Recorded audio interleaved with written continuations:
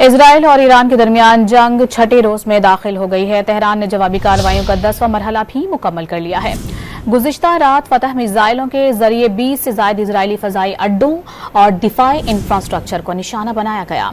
ईरानी पासदारान इनकलाब ने सहूनी दिफाई निजाम नाकाम बनाते हुए इजरायली फजाई हुदूद पर कंट्रोल हासिल करने का दावा किया है।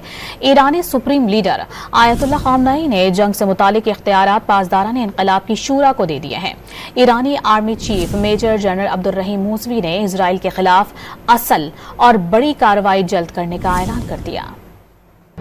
ऑपरेशन वादा सादिक सोम के तहत इजराइल पर जवाबी हमलों का 10वां मरहला। ईरान ने फतह मिसाइलों के जरिए 20 से ज्यादा इजरायली फिजाई अड्डों और दिफाई इंफ्रास्ट्रक्चर को निशाना बनाया। तल अवीव, मकबूजा, बैतुल मक़दस और शेरोन में मिसाइल गिरने से जोरदार धमाके सुने गए।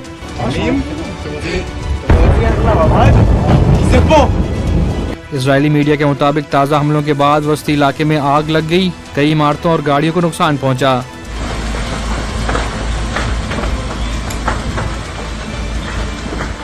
जुमे से अब तक ईरानी हमलों में 24 इजरायली हलाक और 600 से ज्यादा जख्मी हो चुके हैं।